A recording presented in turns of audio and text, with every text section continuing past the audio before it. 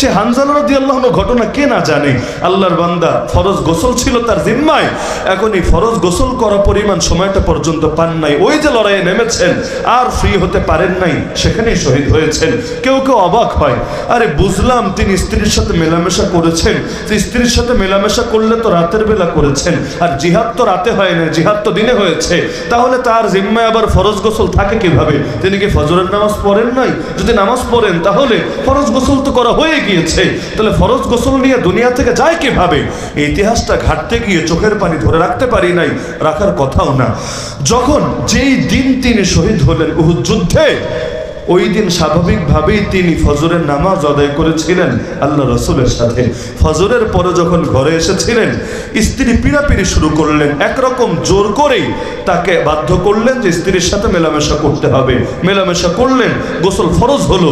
এমন সময় নবীর পক্ষ থেকে ডাক আসলো, ইয়া খাইলাল্লাহির কাবি ইলা সাওয়াবিল্লাহির গাবি, হে আল্লাহর অশ্বারোহীরা, জলদি তোমরা ঘোড়ায় ওঠো, জান্নাতের দিকে, আল্লাহর প্রতিদানের দিকে দ্রুত ধাবিত হতে থাকো।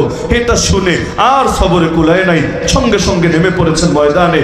কোনো বর্ণনাতে এমনও দেখা যায়, যখন তিনি বিছানা ছেড়ে অস্ত্রটা হাতে নিয়ে ছুটে যাচ্ছিলেন দরজার দিকে, পেছন থেকে স্ত্রীটাকে ডাক দিলেন, স্বামী আমার। ডাক শুনেছেন কিন্তু পেছনে ফিরেও তাকাচ্ছেন না, কোনো জবাবও দিচ্ছেন, এগিয়ে যাচ্ছেন সামনের দিকে। আবার ডাক আসলো, স্বামী আমার, কোনো জবাব নেই, এগিয়ে যাচ্ছেন। আবার ডাক আসলো, স্বামী আমার। পেছনে না ফিরেই বললেন, তোমার যা বলার জলদি বলে ফেলো, আমি কিন্তু ফিরছি না। যতই কাকুতে মিনতি করো লাভ নাই, নবীর পক্ষ থেকে ডাক আসার পর অন্য কারো ডাকে আমি পিছপা হব না। স্ত্রী আবেগের সাথে বললেন, আপনি কি ভেবেছেন আমি আপনার পথের কাটা হব? আপনিও যেমন আল্লাহ রসুলের একজন সাহাবি, আমি একজন নারী হলেও আমিও তো আল্লাহর নবীর নগণ্য একজন সাহাবি। আরে আমি আপনাকে ফেরানোর জন্য ডাকি নাই, আমি তো এই কথা বলার জন্য ডেকেছি। মন ছোট করবেন না, মনের মধ্যে দুর্বলতাকে স্থান দেবেন না। ইনশাআল্লাহ আমাদের আবারও দেখা হবে হাসরের ময়দানে, রব্বুল আলামিনের সামনে। দুনিয়ায় আর সাক্ষাৎ রাখবে না। এই কথা যদি স্ত্রীর মুখ থেকে শুনে দিল কেমন মজবুত হবে। কিন্তু যেই প্রসঙ্গে আমি কথাটা টানলাম, যখন তিনি ছুটে গেলেন ময়দানে, স্ত্রী লোক মারফত তার বংশের 4 জনকে সাক্ষী রাখলেন, 4 জনকে, যে আপনারা সাক্ষী থাকবেন এবং নবীকে অবগত করবেন যে হানজালার উপর গোসল ফরজ হয়ে আছে, তার যাতে গোসলের ব্যবস্থা করা হয় শহীদ হওয়ার পরেও। এটা যারাই শুনেছে সবাই অবাক, এটা কেমন কথা? কিন্তু ওই সময় যুদ্ধের ব্যস্ততা এত দিকে ভ্রুক্ষেপ করতে পারে না। অবশেষে লড়াই হলো, শহীদ হলেন তিনি। নবীও জানালেন, আমার হানজালাকে ফেরেশতারা আসমানে নিয়ে গিয়ে গোসল দিয়ে এনেছে।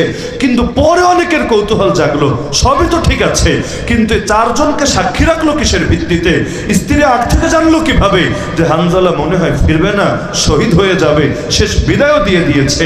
একজন গিয়ে জিজ্ঞাসা করলো, তিনি জবাব দিলেন, রাতের বেলা যখন ঘুমিয়েছিলাম আমি স্বপ্নে দেখলাম আমার চোখের সামনে আসমানের দরজা খুলে গেছে। সেই দরজার ভেতর দিয়ে হানজালা আসমানের ভেতরে প্রবেশ করেছে। সে প্রবেশ করার পরপরই সুম্মা উতবিকাত, আসমানের দরজা আবারও রুদ্ধ হয়ে গেছে, আবারও লেগে গেছে। এই স্বপ্ন দেখে আমি নিশ্চিত হয়েছিলাম আমার হানজালা আর ফিরবে না, আজকের ময়দানে সে শহীদ হবে। এজন্য শেষবারের বরকতের জন্য ফজরের পরেও আমি তাকে পিড়াপিড়ি করেছিলাম মেলামেশার জন্য, যাতে করে আল্লাহ তাআলা আমার গর্ভে তার একটা বরকত আল্লাহ যদি চান যাতে দান করেন। কিন্তু এই যে একটা তিনি নিশ্চিত হলেন, দিলে মহাব্বত এমন ছিল, বাধা কিন্তু দেন নাই, উল্টো তাকে আর উৎসাহ জুগিয়েছেন।